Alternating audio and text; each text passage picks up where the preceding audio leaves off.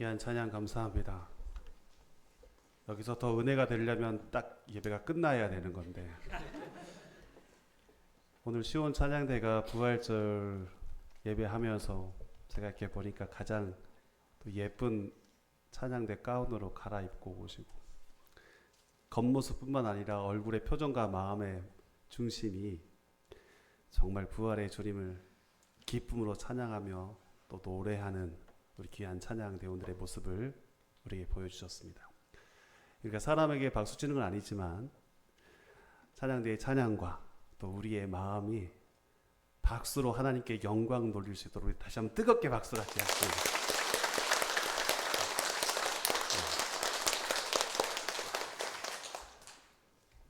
기독교를 흉내내고 모방하는 종교들이 생겨나기 시작했습니다. 여러 종교들이 있죠. 도심 속에 세워진 교회들의 모습을 보면서 산속에 있던 절들이 우리의 삶의 터전 가까이 내려와 세워지는 모습들을 보게 됩니다. 우리가 찬양하는 찬양의 모습을 좋게 보았는지 참불가라고 하는 노래가 있습니다. 아이들을 대상으로 성경학교를 진행했더니 불경학교라고 하는 그런 프로그램도 진행하더라고요. 구역에 모임 선교의 조직들도 저들 가운데도 운영하고 있습니다. 이러한 조직과 프로그램은 얼마든지 모방할 수 있고 흉내낼 수 있습니다. 그러나 우리 기독교가 세상의 다른 여타의 종교들과 달리 우리가 지닌 유일한 보물이라고 해야 될까요?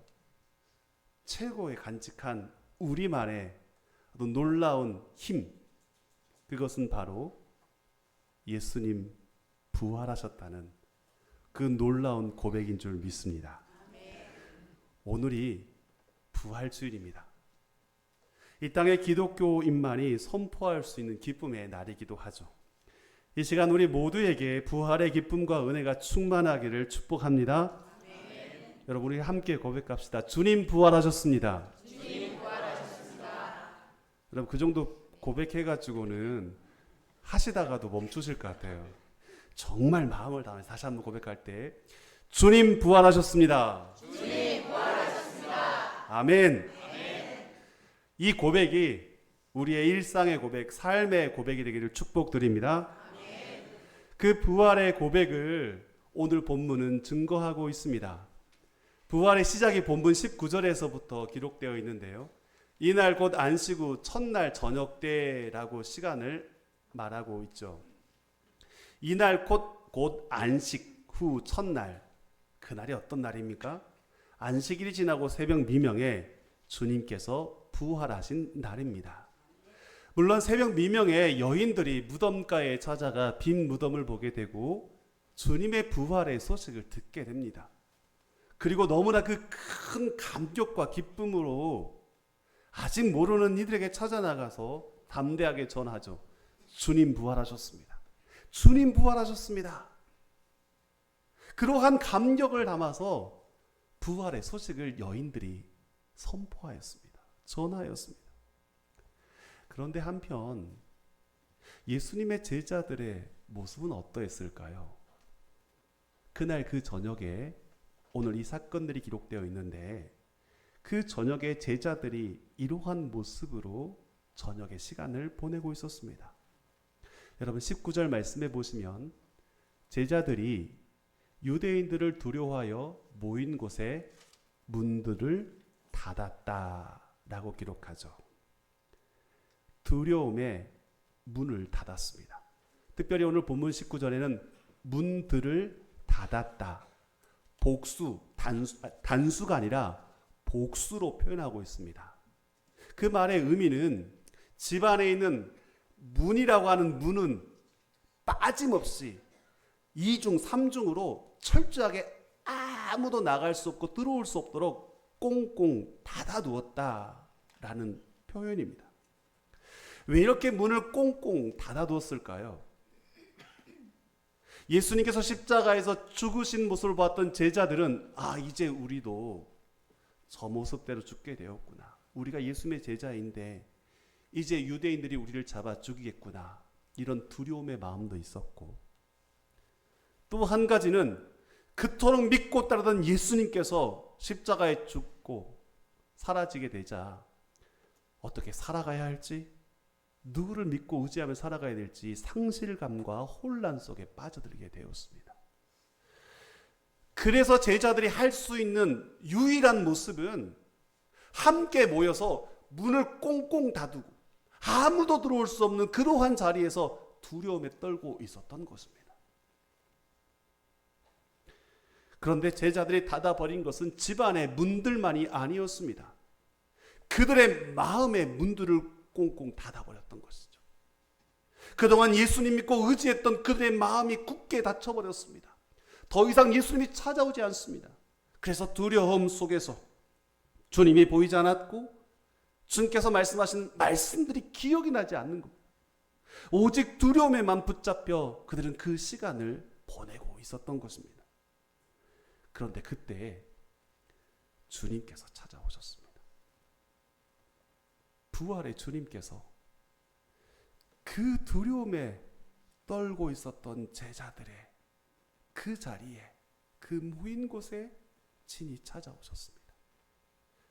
그리고 말씀하시기를, 오늘 본문 19절의 내용인데요, 너희에게 평강이 있을지어다. 너희에게 평강이 있을지어다. 지금 제자들이 가장 듣고 싶은 말씀, 가장 위로가 되는 말씀이 아닙니까? 어떻게 살아가야 될지 그 길도 알지 못하고 두려움에 떨고 있었던 제자들에게 너희에게 평강이 있을지어다. 주님 친히 말씀해 주셨습니다. 부활하신 주님께서 제자들을 찾아오셨던 이유는 제자들을 책망하거나 비난하기 위해서가 아니었습니다. 내가 3년 동안 가르치고 너희들과 함께 했는데, 아니 그렇게 한순간에 나를 버릴 수 있다는 말이냐? 나를 모른다고 3번이나 부인할 수 있다는 말이냐? 그런 원망의 소리를 제자들에게 쏟아내기 위해서 찾아온 것은 아니었습니다. 부활의 주님께서 그 제자들을 찾아가신 이유는 그저 말씀하신 대로 너희에게 평강이 있을지어다. 주님의 평강을 나누기 위해서, 전하기 위해 찾아오셨습니다. 그것도 한 번이 아니라 오늘 본문의 말씀에 보시면 19절과 떠나서 21절에도 이렇게 말하죠. 너희에게 평강이 있을지어다. 26절에도 말씀하십니다. 부활의 주님 너희에게 평강이 있을지어다. 얼마나 귀하고 얼마나 꼭 필요하고 듣고 싶은 말씀이었는데 부활의 그 주님께서 친히 찾아가셔서 그들에게 말씀해 주셨습니다. 사랑하는 성도 여러분, 오늘 우리들의 모습은 어떻습니까? 세상 속에 살아가고 있지만, 믿는다고 말하고 있지만 믿음이 약해져서 환난과 시련 속에 불안에 떨고 있지 않습니까? 두려움 속에 살아가고 있지 않습니까? 말씀을 듣고 있지만 마음에는 힘이 없고 삶은 여전히 무기력한 채 살아가고 있지는 않습니까? 그래서 어느 순간 우리도 모르는 사이에 마음의 문이 닫혀 있습니다. 신앙의 문이 닫혀 있습니다. 믿음의 문이 굳게 닫혀 있습니다. 그런데 그러한 모습으로 살아가는 우리에게 우리 주님 다시 한번 찾아오시고 우리에게도 말씀하시죠. 너희에게 평강이 있을지어다. 이 부활의 아침 주님의 그 말씀이 우리 각자의 삶의 자리 가운데 실제로 드러나기를 축복합니다. 여러분의 가정마다, 여러분들이 발을 밟는 그 밟는 곳마다, 머무르는 곳마다 주님의 그 평강이 가득하시기를 축복드립니다. 평강이 있을지어다. 사랑하는 성도 여러분, 그 주님의 평강이 우리 가운데 분명히 넘쳐나게 될 줄 믿습니다. 또한 우리는 그렇게 살아가기를 소망합니다. 그런데 오늘 두려움에 있었던 제자들이 어떻게 그 평강을 누릴 수 있게 되었습니까?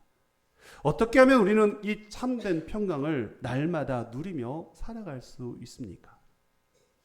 오늘 본문은 그 사실에 대해서 우리에게 전하고 있습니다.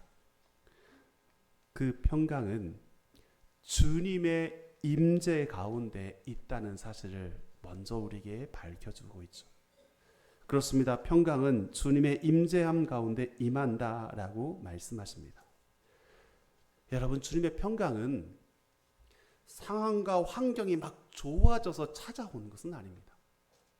환경이 안정되고 문제가 해결되면 마음이 평강해지고 편안해질 것 같지만 꼭 그렇지만 않습니다. 생각해 보십시오. 이 모든 것이 갖추어진 것처럼 보이는데도 마음이 불안할 때가 얼마나 많이 있습니까? 남들이 보기에는 좋은 집에 살고 좋은 직장에서 일하고 사람들과의 관계도 그닥 어렵지 않는 그러한 삶의 모습을 보게 되면 참 좋겠다라고 부러워하지만, 그러한 시간을 보내면서도 이유 없이 마음이 무겁고 설명할 수 없는 그 불안의 마음들이 밀려온 순간들이 얼마나 많습니까? 이와 정반대일 때도 있습니다. 상황이 너무나 힘들고 어렵습니다. 괴롭습니다. 해결되는 문제들이 아무것도 없습니다. 그런데도 어떻게 설명할 수 없는 마음의 고요함, 마음의 참된 평안을 경험할 때가 우리 가운데 있지 않습니까? 여러분, 그 차이가 무엇일까요? 예수 그리스도의 임재하심이 그들 가운데 있느냐, 그 가운데 주님의 임재하심이 있느냐라는 질문인 것이죠. 속이 한국교회에 복음을 증거하셨던 언더우드 선교사님이 이 땅에 들어와서 이 선교사들과 서신을 교환하고 편지를 나누었는데, 그때 선교사님이 이렇게 고백했다고 하죠. 환경은 여전히 어렵지만 마음에는 설명할 수 없는 평강이 내게 있습니다. 환경은 어렵습니다. 그런데 설명할 수 없는 평안과 평강이 내게 있다라고 그분이 고백했습니다. 생각해 보십시오. 저 멀리 타국 그 다른 미국의 그 땅에서 대한민국 조선이라고 하는 정말로 열악한 환경에 그 젊은 청년이 이곳에 도착하게 되었습니다.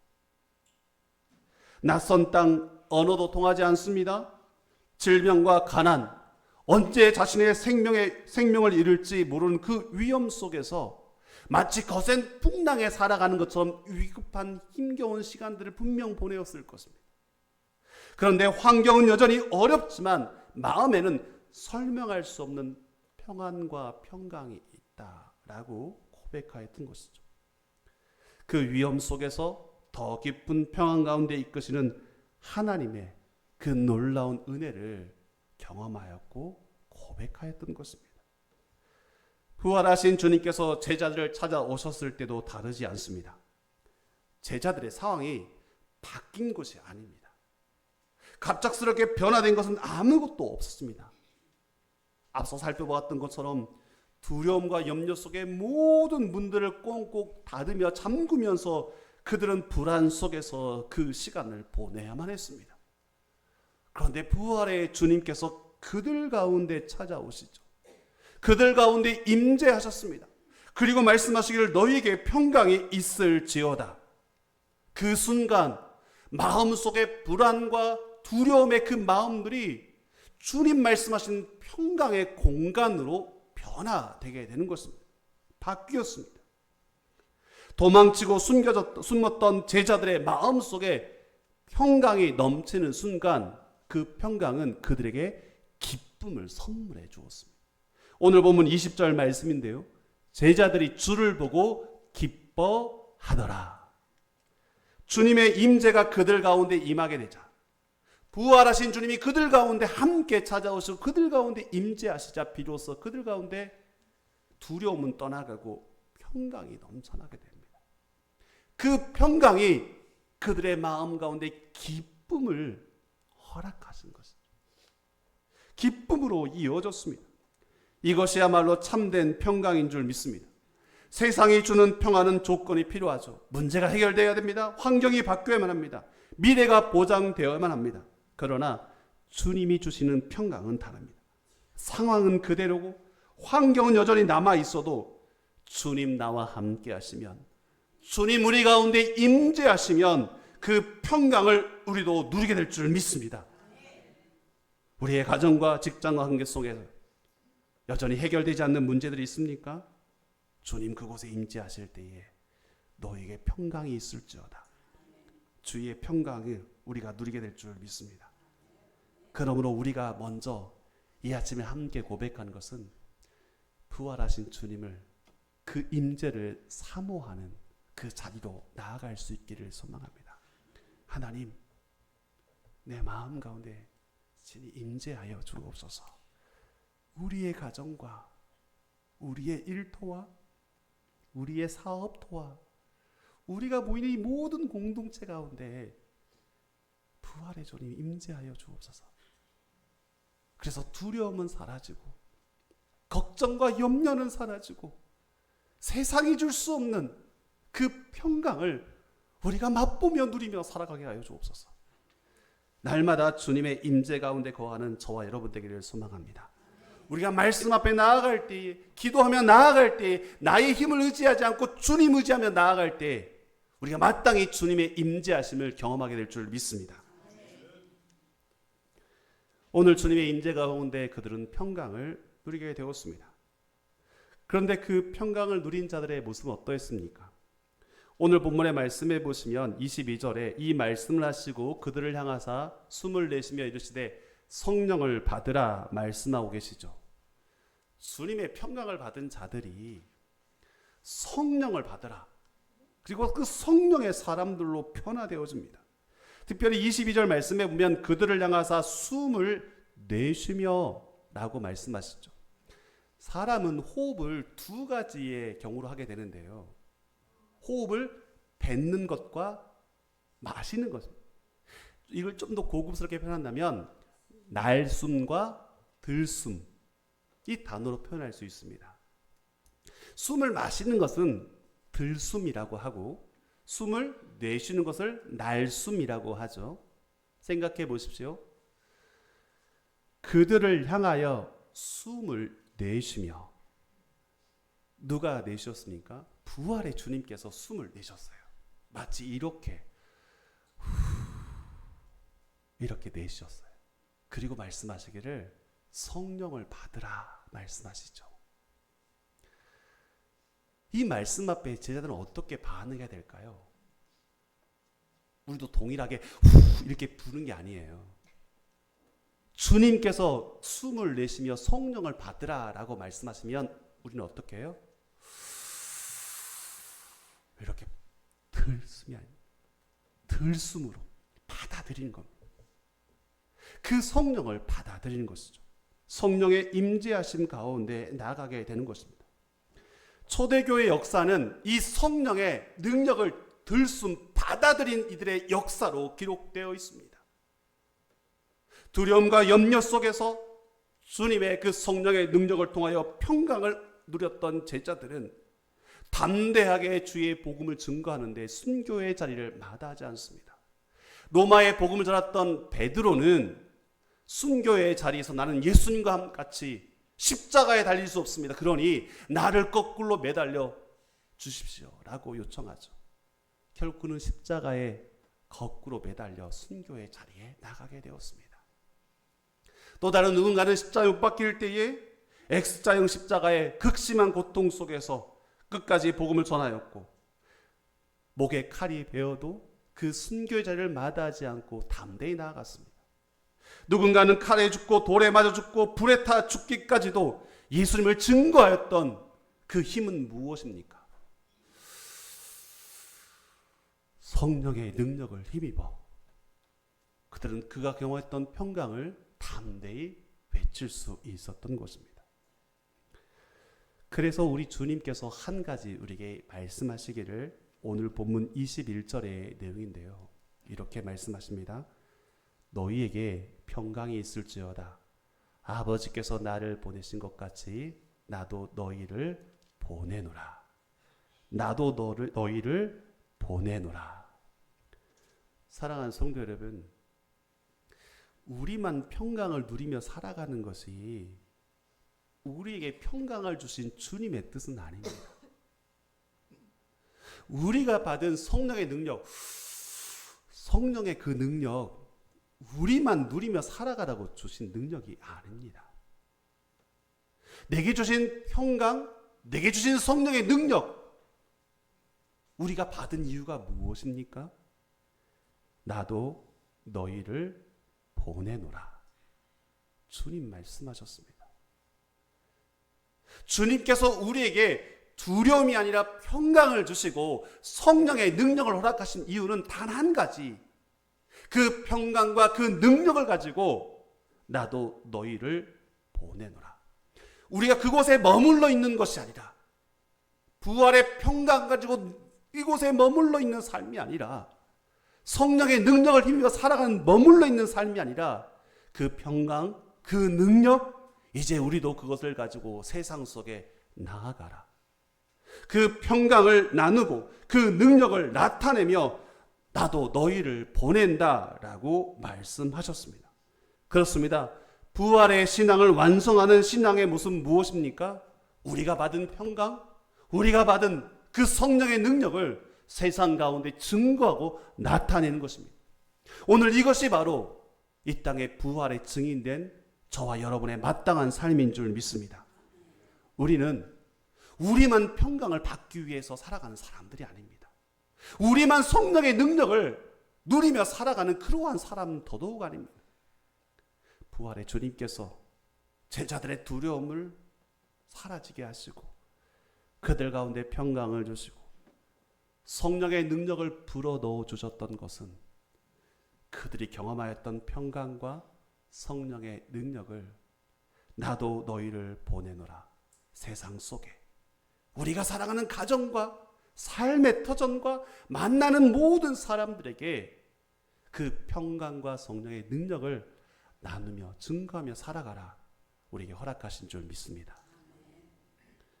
그래서 우리가 먼저 그 평강을 맛보아야만 합니다.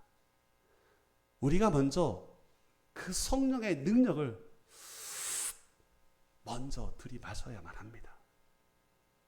그리고 이제 세상 속에 나아가 여러분의 가정과 여러분의 삶의 터전과 여러분이 만나는 모든 사람들에게 이 땅의 부활의 증인으로 살아가십시오. 내가 경험한 그 평강을, 그 기쁨을 나누십시오. 내게 허락하신 그 성령의 능력을 함께 나누며 살아가십시오. 부활은 단순한 역사적 사건이 아니라 두려움을 평안으로, 절망을 기쁨으로 바꾸고 우리를 다시 세상으로 보내는 능력이 되는 줄 믿습니다.